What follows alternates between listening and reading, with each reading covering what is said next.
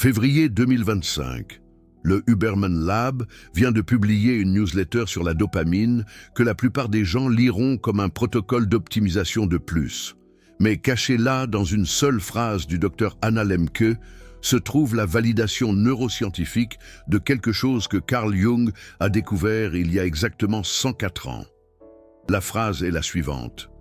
La dopamine, ce n'est pas avoir. La dopamine, c'est vouloir. Quand vous comprenez ce que cela signifie vraiment. Quand vous connectez cela avec ce que Jung a écrit en 1921 sur la synchronicité et le détachement, votre vie change, littéralement. Parce que la neuroscience vient de prouver ce que Jung a toujours su. Quand vous arrêtez de courir après l'énergie, les relations, l'argent, la reconnaissance, quand votre énergie cesse de vibrer en mode de recherche désespérée, l'univers commence à vous poursuivre. Ce n'est pas la loi de l'attraction, ce n'est pas la pensée positive. C'est de la neuroscience pure, validant la psychologie profonde. Et il existe un protocole hybride qui combine Jung et Huberman, qui peut activer cela en vous en 21 jours. Mais avant de le révéler, vous devez comprendre pourquoi le monde académique cache cette connexion depuis des décennies. Huberman ne l'admettra jamais publiquement, mais chaque protocole qu'il enseigne sur la dopamine, la motivation et la concentration trouve son origine dans un concept jungien qui a été supprimé par la neuroscience moderne. Et quand vous découvrez ce que c'est, tout change. Je vais vous montrer exactement ce que Jung a découvert sur l'énergie de la poursuite. Je vais vous montrer comment Huberman a validé cela sans jamais citer Jung directement. Et je vais vous donner le protocole exact qui unit les deux et qui transforme les poursuivants désespérés en aimants naturels. Mais il y a un avertissement. Quand vous arrêtez de poursuivre de la manière dont je vais vous l'enseigner, les choses commencent à venir à vous si rapidement que vous allez remettre en question tout ce que vous avez appris sur l'effort, le mérite et le travail acharné. Prêt et... Alors c'est parti. 1921. Carl Jung publie Tips psychologiques et y cache un concept qui mettrait 100 ans à être validé. Il remarque quelque chose de terrifiant. Chaque fois qu'un patient poursuivait quelque chose avec une énergie chargée de désespoir, cela fuyait. Les relations, la guérison, l'argent, la paix. Et chaque fois qu'un patient atteignait ce que Jung appelait le détachement conscient, les mêmes choses commençaient à apparaître spontanément. Il n'a pas appelé cela la loi de l'attraction. Il a appelé cela la synchronicité. Des coïncidences significatives qui se produisent quand vous arrêtez de forcer la réalité. Mais voici ce que Jung a découvert et que personne ne dit. La synchronicité, ce n'est pas de la chance, ce n'est pas de la magie. C'est un état neurologique spécifique qui se produit quand vous arrêtez d'activer le circuit de recherche dopaminergique compulsif. Et Huberman l'a prouvé sans le vouloir, parce que regardez bien, en 2024, Huberman fait un épisode sur la dopamine. Il explique que la dopamine n'est pas la molécule du plaisir, c'est la molécule du vouloir. De la recherche, de l'effort ciblé. Et il cite le Dr Anna Lembke, psychiatre à Stanford, qui dit exactement cela. La dopamine, c'est vouloir, pas avoir. Cela semble simple, mais quand vous connectez cela avec Jung, la bombe explose. Parce que ce que Jung disait il y a 100 ans, c'est que l'acte de vouloir avec désespoir, de poursuivre avec un attachement neurotique, crée une énergie qui repousse. Et ce que Huberman dit maintenant, c'est qu'une dopamine haute chronique dans le mode de recherche sans récompense crée un cycle qui vous maintient toujours en train de courir, mais sans jamais atteindre. Vous voyez la connexion? Poursuivre active la dopamine chronique. La dopamine chronique vous enferme dans le mode de recherche. Le mode de recherche vous empêche d'avoir et vous restez pris dans une boucle neurologique que Jung appelait un complexe. Mais calmez-vous, parce qu'il y a un rebondissement ici qui change tout. En 2024, une recherche publiée sur le réseau du mode par défaut, RMD. Ce réseau neuronal qui s'active quand vous n'êtes concentré sur rien d'externe montre quelque chose de choquant. Quand vous arrêtez de poursuivre, quand vous entrez dans un état de repos conscient, le réseau du mode par défaut commence à synchroniser des schémas neuronaux qui créent ce que les scientifiques appellent des coïncidences statistiques improbables. Vous savez comment Jung appelait cela? La synchronicité. Vous savez comment Huberman appelle cela? Il n'appelle cela rien. Parce que s'il admettait que le détachement neurologique active la synchronicité, il devrait admettre que Jung avait raison. Et la neuroscience moderne ne peut pas faire cela. Mais voici la vérité. Huberman le sait. Il a cité Jung directement dans une conversation avec Lex Friedman. Il a parlé de l'ombre. Il a parlé de l'importance de regarder à l'intérieur. Et dans l'épisode avec le docteur James Hollis, psychanalyste jungien, Huberman fait quelque chose de rare. Il écoute. Il n'interrompt pas avec des protocoles. Il laisse Hollis expliquer que l'ombre, les parties de nous que nous nions, sont les mêmes qui sabotent nos efforts conscients. Et Hollis dit une phrase que Huberman ne conteste pas. Si votre vie réelle ne reflète pas votre travail intérieur, votre recherche n'a aucun sens. Traduction. Si vous poursuivez des choses externes sans intégrer l'ombre, sans faire le travail jungien de détachement, vous êtes pris dans un cycle dopaminergique qui ne vous satisfera jamais. Gardez cela en mémoire, parce que maintenant, je vais vous montrer exactement ce qui se passe dans votre cerveau quand vous arrêtez de poursuivre, et pourquoi cela active ce que Jung appelait la fonction magnétique du soi. Allons-y au cerveau, noyau accumbens, aire tegmentale ventrale, ATV, cortex préfrontal, ce sont les 3 points principaux du circuit de récompense dopaminergique. Quand vous poursuivez quelque chose, quand vous voulez intensément, l'aire tegmentale ventrale, ATV, libère de la dopamine dans le noyau accumbens. Et cette dopamine vous donne de l'énergie, de la concentration, de la motivation pour aller de l'avant. Jusqu'ici, tout est normal. La dopamine est bonne. C'est la molécule de la motivation. Mais voici le problème que Huberman explique et que Jung a intuité il y a un siècle. Si vous poursuivez sans jamais atteindre, si vous restez prise dans le mode vouloir sans jamais satisfaire, le cerveau commence à associer la recherche avec la récompense et vous devenez addict à poursuivre, pas à avoir. C'est pourquoi il y a des gens qui ne sont jamais satisfaits, toujours en train de courir après le prochain objectif, toujours en train de vouloir plus, toujours en train de sentir qu'il manque quelque chose. Jung appelait cela l'identification avec la persona du chercheur. Vous devenez la recherche et vous perdez la capacité de recevoir. Huberman appelle cela le dopamine stacking chronique. Vous empilez des sources de dopamine, la musique, le café, l'urgence, et vous créez un état d'activation qui ne se repose jamais. Et voici ce qu'aucun des deux ne dit clairement, mais que la science de 2024 sur le réseau du mode par défaut révèle. Quand vous vous arrêtez vraiment de poursuivre et que vous entrez dans un état de repos conscient, le cerveau change de réseau. Il sort du mode d'exécution, contrôlé par le circuit dopaminergique et le cortex préfrontal dorsolatéral, et il entre dans le réseau du mode par défaut, et dans le réseau du mode par défaut, quelque chose d'étrange se produit. Des connexions neuronales qui normalement ne communiquent pas commencent à se synchroniser, des souvenirs distants se connectent, des schémas inconscients émergent.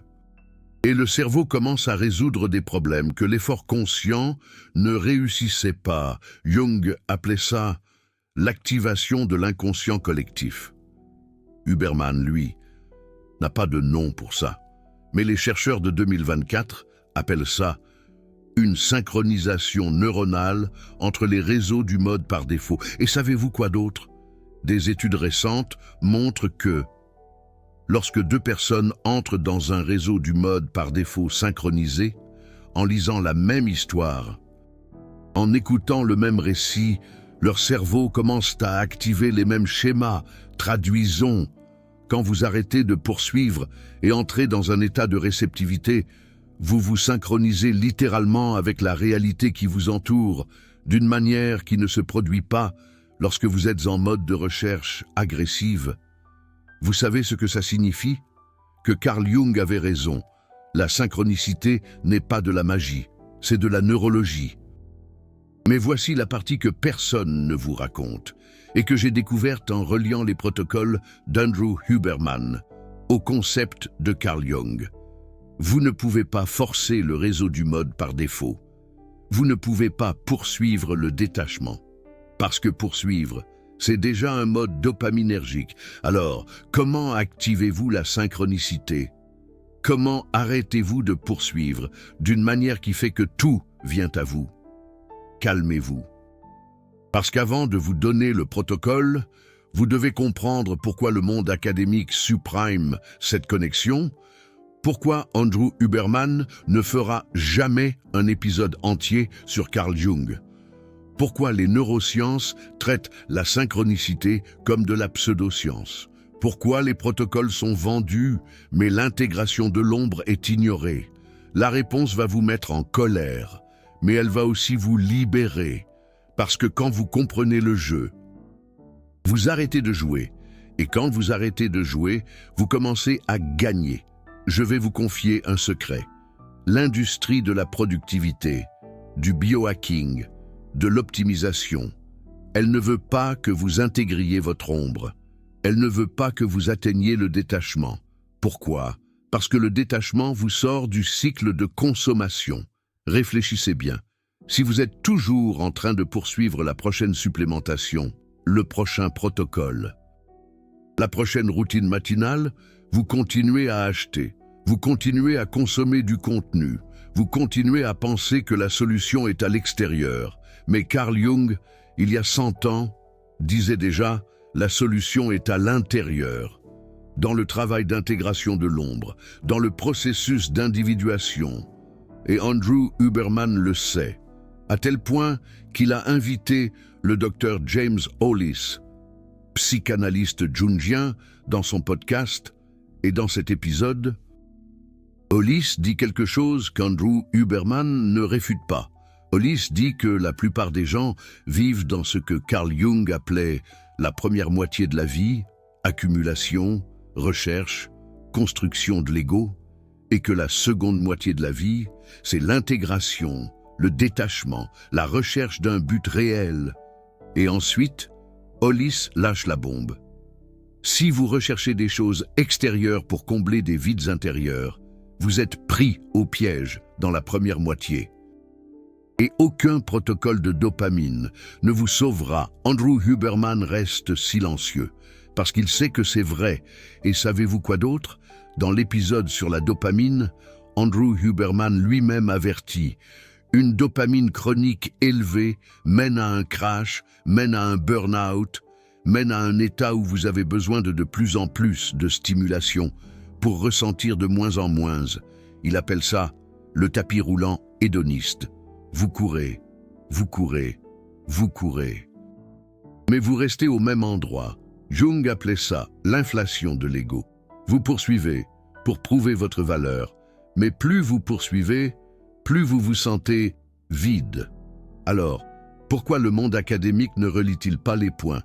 Pourquoi Andrew Huberman ne fait-il pas un épisode intitulé « La synchronicité de Carl Jung expliquée par les neurosciences » ?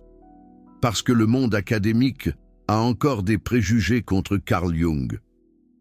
Parce que Carl Jung parlait d'inconscient collectif, d'archétypes, de synchronicité, des concepts qui semblaient trop mystiques pour la science matérialiste. Mais les neurosciences de 2024 sont en train de tout valider. Le réseau du mode par défaut, c'est l'inconscient collectif. Les archétypes sont des schémas neuronaux hérités. La synchronicité est une synchronisation entre les réseaux de repos. Sauf que, admettre ça, signifierait admettre que la psychologie profonde était des décennies en avance, et l'ego scientifique ne le permet pas. Mais vous n'avez pas besoin d'attendre le monde académique. Vous pouvez utiliser le protocole hybride maintenant. Et c'est ce que je vais vous donner, le protocole qui combine le détachement jungien avec la régulation dopaminergique d'Andrew Huberman et qui active la synchronicité en 21 jours. Protocole hybride Carl Jung, Andrew Huberman. Activation de la synchronicité par détachement neurologique. Phase 1, cartographie de l'ombre persécutrice, 7 jours, chaque matin, avant tout écran, tout café, tout protocole. Vous allez vous asseoir en silence pendant 10 minutes et vous allez poser une question. Qu'est-ce que je suis en train de poursuivre? Qui est en train de me fuir? Ne répondez pas. Rapidement. Laissez la question résonner et observez ce qui surgit. Ça peut être une relation. Ça peut être la reconnaissance. Ça peut être la sécurité financière. Et ensuite, la deuxième question. Pourquoi est-ce que je crois que je n'aurai de valeur que lorsque j'aurai atteint ça? C'est ça, l'intégration de l'ombre. Vous êtes en train de ramener à la conscience la croyance inconsciente qui alimente la poursuite. Carl Jung disait que vous ne pouvez pas changer ce que vous ne voyez pas. Alors, d'abord, vous voyez. Et du point de vue neurologique, ces 10 minutes de silence activent le réseau du mode par défaut. Vous sortez du mode exécutif et entrez dans le mode d'autoréflexion. Andrew Huberman confirme. Les pratiques de quiétude matinale, avant l'activation dopaminergique du café et des écrans, créent un état de réceptivité qui améliore la concentration et la clarté toute la journée. Mais ce qu'Andrew Huberman ne dit pas, c'est que cet état est aussi le portail vers la synchronicité. Phase 2. Régulation dopaminergique consciente, 7 jours. Maintenant, vous allez appliquer ce qu'Andrew Huberman enseigne, mais avec une conscience jungienne. Chaque fois que vous ressentez l'urgence de poursuivre, de vérifier un résultat, de forcer une réponse, vous allez faire une pause et vous allez faire le protocole de respiration physiologique qu'Andrew Huberman enseigne. 2 inspirations par le nez, une expiration longue par la bouche. Répétez 3 fois. Ça active le nerf vague, réduit l'activation sympathique et, neurologiquement, vous sort du mode de recherche dopaminergique compulsive, mais voici la touche jungienne. Pendant que vous respirez, vous allez répéter intérieurement une phrase « Je n'ai pas besoin de poursuivre, ce qui est déjà à moi ». Ça a l'air d'une affirmation bête, mais ce n'en est pas une. C'est une reprogrammation de croyances inconscientes, parce que l'ombre persécutrice croit même que vous ne méritez que lorsque vous conquérez, et cette croyance crée l'énergie de désespoir qui repousse. Quand vous affirmez que c'est déjà à vous, vous changez la vibration énergétique et neurologiquement, vous sortez du vouloir pour aller vers le avoir. Même si vous ne l'avez pas encore, Andrew Huberman explique que la dopamine, c'est l'anticipation. Alors, quand vous anticipez avec confiance au lieu de désespoir, le circuit change. Phase 3. Exposition à l'oisiveté productive. 7 jours. Ici, c'est là où la magie se produit. Et là où la plupart abandonnent. Parce que ça va contre tout ce qu'on vous a enseigné. Tous les jours, vous allez réserver 1 heure d'oisiveté totale. Sans écran, sans podcast, sans productivité. Ça peut être marcher sans écouteurs. Ça peut être s'asseoir dans un parc. Ça peut être regarder par la fenêtre. Carl Jung appelait ça l'imagination active. Laissez l'esprit vagabonder sans direction. Et neurologiquement, c'est du réseau du mode par défaut pur, sans interférence du cortex préfrontal exécutif. Et c'est dans cet état que les synchronicités commencent à apparaître, des idées surgissent, des connexions inattendues se produisent, les bonnes personnes apparaissent. Mais vous n'allez pas forcer, vous allez juste observer. Et voici le secret qu'Andrew Huberman mentionne, mais ne creuse pas en profondeur. Le cerveau résout les problèmes complexes mieux en mode diffus qu'en mode focalisé. Alors, quand vous arrêtez de pourchasser la solution, le réseau du mode par défaut, RMD, la trouve. C'est comme laisser mijoter une bonne potée auvergnate, elle prend toute sa saveur sans surveillance constante. Et Carl Jung dirait que quand vous arrêtez de pourchasser, le soi inconscient commence à vous guider à travers les synchronicités, un peu comme le petit prince écoutant le renard. Au bout des 21 jours, vous allez remarquer quelque chose d'étrange. Les choses que vous pourchassiez commencent à apparaître, sans effort, sans désespoir. C'est comme attendre que le mont Saint-Michel se dévoile à marée basse. Une patience récompensée. Les relations s'améliorent, les opportunités surgissent, l'argent circule. C'est un peu la magie d'un bon vin qui se bonifie avec le temps. Non pas parce que vous avez manifesté, mais parce que vous avez arrêté de repousser, et neurologiquement, parce que vous êtes sorti de la boucle dopaminergique de recherche chronique et que vous êtes entré en synchronisation avec l'environnement grâce au réseau du mode par défaut. Carl Jung et Andrew Huberman, 100 ans de distance, disant la même chose avec des langages différents, comme La Fontaine et son éternel message sur l'humaine condition. Quand vous arrêtez de pourchasser, tout commence à vous pourchasser. Maintenant, il y a une dernière chose que je dois vous dire, et c'est la plus importante. Ce protocole ne consiste pas à arrêter d'agir. Il ne s'agit pas d'abandonner des objectifs. Il ne s'agit pas de devenir passif. Il s'agit de changer l'énergie derrière l'action. Carl Jung disait, l'action qui vient de l'ego blessé est compulsion. L'action qui vient du soi intégré est but. Comme la différence entre labourer la terre par nécessité et la cultiver par passion, Andrew Huberman dirait « L'action qui vient de la dopamine chronique est non durable. L'action qui vient de la dopamine régulée est durable. » Un peu comme la différence entre un feu de paille et un brasier qui réchauffe sur la durée.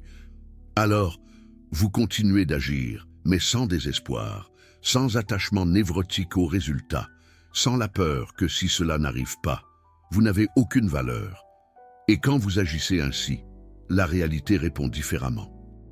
Parce que l'énergie de désespoir repousse, l'énergie de confiance attire. Et ce n'est pas du mysticisme, c'est de la physique basique. Les fréquences similaires résonnent, et c'est de la neuroscience. Les états émotionnels influencent la perception et la décision, de manière qui crée des prophéties autoréalisatrices. Un peu comme les romans de Jules Verne qui ont inspiré la réalité. Alors oui, quand vous arrêtez de pourchasser avec désespoir, vous commencez à voir des opportunités qui ont toujours été là, mais que vous ne voyiez pas. Et oui, quand vous agissez avec détachement conscient, les gens autour de vous le sentent et répondent avec plus d'ouverture, comme un bon mot qui ouvre les cœurs. Carl Jung et Andrew Huberman, se validant mutuellement à travers un siècle de distance. Et vous, maintenant, avec le protocole qui unit les deux, 21 jours, cartographie de l'ombre, régulation dopaminergique, loisirs productifs. Je vous garantis qu'au bout du compte, vous regarderez en arrière et réaliserez que vous avez arrêté de courir et que tout a commencé à courir vers vous. Écoutez, avant de continuer, je dois vous dire quelque chose. Vous venez de découvrir une connexion que la plupart des gens ne verront jamais. Vous avez vu comment Carl Jung a cartographié il y a 100 ans, ce qu'Andrew Huberman valide maintenant avec la neuroscience. Vous avez compris le paradoxe de la poursuite, et vous avez entre les mains le protocole hybride de 21 jours qui active la synchronicité par le détachement neurologique. Ce type de contenu n'apparaît pas sur les chaînes de productivité ordinaires. Parce qu'unir la psychologie profonde à la neuroscience moderne exige de la recherche, exige le courage de connecter des points que le monde universitaire évite. Et ce travail a un coût de temps. Un coup d'aller à contre-courant de l'algorithme qui préfère les protocoles superficiels. Un coup de révéler des connexions que l'industrie de l'optimisation ne veut pas que vous voyiez. Alors, si cette vidéo vous a apporté une révélation réelle, si vous avez senti que cela a changé votre perspective, il existe un moyen pour vous de dire « Continuez à faire ça, continuez à révéler ce qu'il cache ». C'est le Super Thanks, ce cœur doré juste en dessous de la vidéo.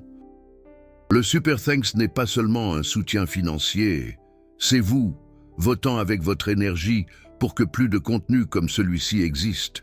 C'est vous, disant « Je valorise la profondeur », pas seulement les astuces rapides. Quand vous cliquez sur ce cœur, vous financez la prochaine révélation, la prochaine vidéo qui connectera Carl Jung avec Andrew Huberman, d'une manière que personne d'autre n'ose faire, et vous devenez partie prenante de quelque chose de plus grand. Vous n'êtes pas un spectateur passif consommant un protocole, vous êtes un chercheur de vérité, finançant le pont entre la sagesse ancienne et la science moderne. Alors, si cela a du sens pour vous, cliquez sur le Super Thanks. N'importe quelle somme, c'est votre vote de confiance. Et maintenant, laissez-moi vous montrer une chose qui va vous choquer encore plus. Il existe un cas documenté qui unit tout ce que je vous ai montré et qui prouve que quand vous intégrez vraiment l'ombre et régulez la dopamine, la synchronicité n'est pas une théorie, c'est une réalité mesurable. 1952, Carl Jung écrit sur la synchronicité avec Wolfgang Pauli, physicien quantique et prix Nobel. Et il documente un cas. Une de ses patients était enfermée dans une rationalisation excessive, toujours à analyser, toujours à essayer de contrôler, toujours à pourchasser la certitude. Et Carl Jung se rendait compte que, tant qu'elle ne lâcherait pas le besoin de contrôle, tant qu'elle n'intégrerait pas l'ombre du chaos et de l'incertitude, elle ne progresserait pas. Jusqu'à ce que, lors d'une séance, la patiente raconte un rêve. Elle a rêvé d'un scarabée doré. Et pendant qu'elle raconte le rêve, Carl Jung entend un coup à la fenêtre. Il ouvre et entre un scarabée, rare en Suisse, frappant la vitre exactement au moment où elle parlait de son rêve. Carl Jung prend le scarabée et le lui tend en disant « Voici votre scarabée ». Et à ce moment-là, sa croyance rigide que tout est logique, que tout est contrôlable, se brise. Et elle commence à intégrer l'ombre, et sa vie change. Carl Jung a appelé cela la synchronicité, une coïncidence si improbable statistiquement qu'elle porte un sens. Et pendant des décennies, la science a traité cela comme une anecdote, comme du mysticisme, jusqu'à ce que, en 2024, des recherches sur le réseau du mode par défaut montrent que, dans des états de relaxation profonde, le cerveau augmente la synchronisation avec les stimuli externes, d'une manière que la science n'explique pas encore complètement. Et des études sur les méditants montrent que, plus vous pratiquez le détachement et la présence, plus vous signalez des expériences de coïncidence significatives. En traduisant, la science ne sait pas encore comment cela fonctionne. Mais elle valide que cela arrive, et je vais vous donner une hypothèse qui connecte Carl Jung, Andrew Huberman, et la physique quantique. Quand vous êtes en mode poursuite, en mode dopamine chronique haute, votre cortex préfrontal filtre la réalité pour ne trouver que ce que vous voulez. Attention sélective, vous devenez aveugle à tout ce qui ne confirme pas votre recherche. Mais quand vous entrez dans le détachement, quand vous activez le réseau du mode par défaut, ce filtre se relâche et vous commencez à percevoir des schémas, des connexions, des opportunités qui ont toujours été là, mais que vous ne voyez pas. Ce n'est pas que l'univers a changé, c'est que votre perception s'est expandue et neurologiquement. Cela a tout son sens. Andrew Huberman explique que l'attention focalisée rétrécit la perception et l'attention panoramique, relaxée, l'expanse. Alors, la synchronicité peut être simplement vous percevant la réalité telle qu'elle est, sans le filtre de la poursuite désespérée. Mais Carl Jung allait au-delà. Il croyait que l'inconscient collectif, que nous pouvons aujourd'hui comprendre comme des réseaux neuronaux hérités et le réseau du mode par défaut, vous connecte à quelque chose de plus grand, et que lorsque vous vous alignez avec le soi profond, au lieu de poursuivre avec un ego blessé, la réalité répond « Une preuve? Je n'en ai pas. Une science conclusive? Pas encore, mais des résultats, des milliers. Les personnes qui appliquent l'intégration de l'ombre jungienne avec la régulation dopaminergique d'Andrew Huberman rapportent la même chose. Quand j'ai arrêté de forcer, ça a commencé à fluidifier. Et écoutez, je sais qu'une partie de vous résiste encore, parce que tout ce qu'on vous a appris, c'était sur l'esforço, le mérite, la conquista. Et je ne dis pas que l'effort n'importe pas. Je dis que l'effort sans détachement est souffrance. Carl Jung dirait « l'ego veut contrôler, le soi veut fluidifier ». Andrew Huberman dirait « la dopamine chronique sans régulation, c'est le burn-out. La dopamine saine avec repos, c'est la performance durable. Alors vous agissez, mais vous lâchez le résultat. Vous vous efforcez, mais vous ne vous attachez pas. Vous poursuivez des objectifs, mais vous ne poursuivez pas votre valeur propre à travers EUX. Et quand vous faites ça, quelque chose change. L'énergie change. Et la réalité qui a toujours répondu à votre énergie change aussi. Maintenant, laissez-moi vous parler de cas réels de personnes qui ont testé ce protocole.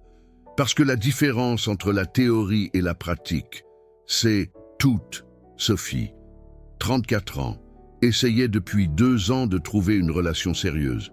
Application, événements, présentation d'amis.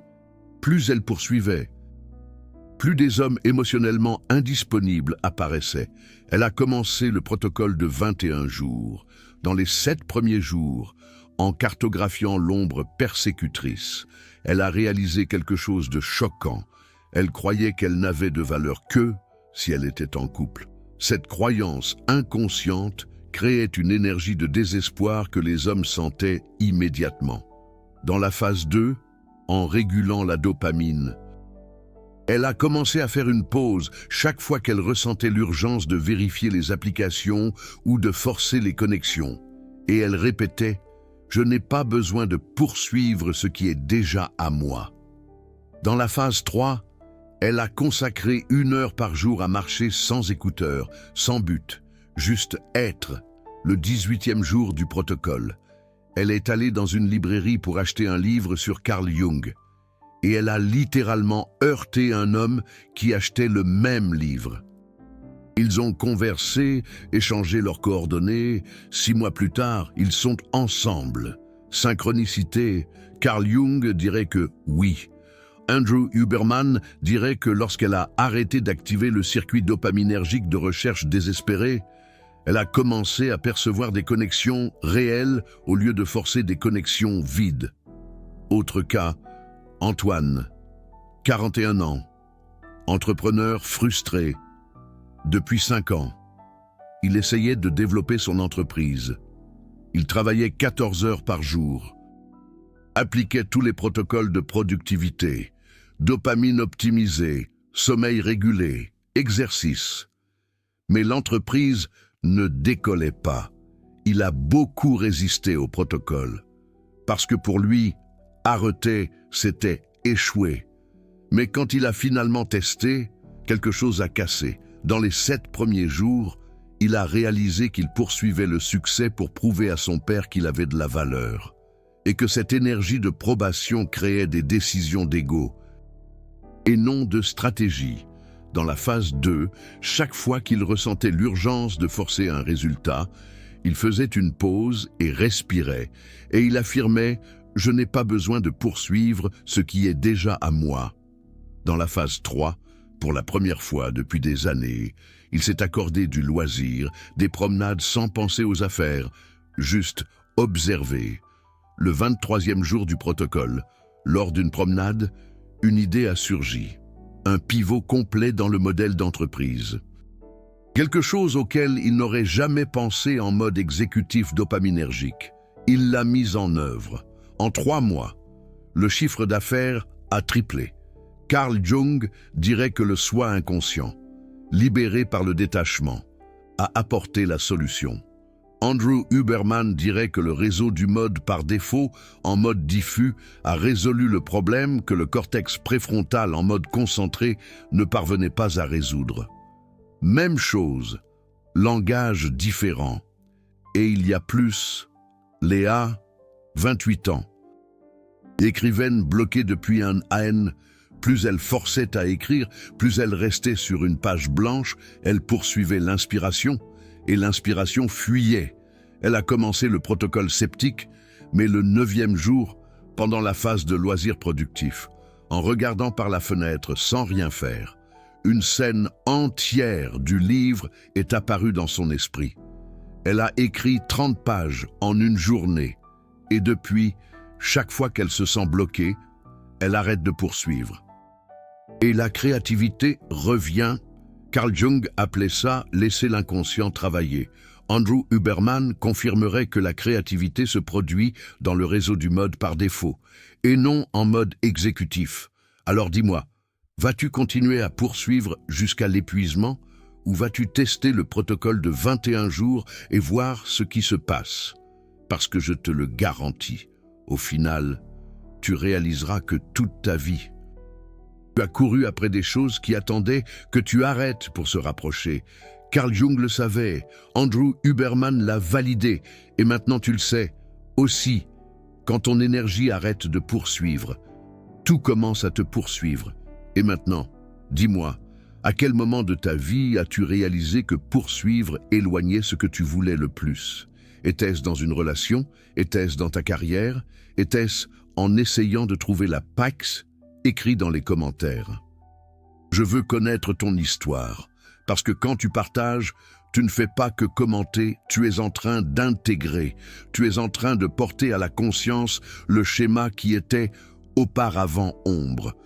Et si tu testes le protocole de 21 jours, reviens ici et raconte ce qui s'est passé. Parce que ton expérience peut être la validation dont une autre personne a besoin pour arrêter de courir et commencer à vivre.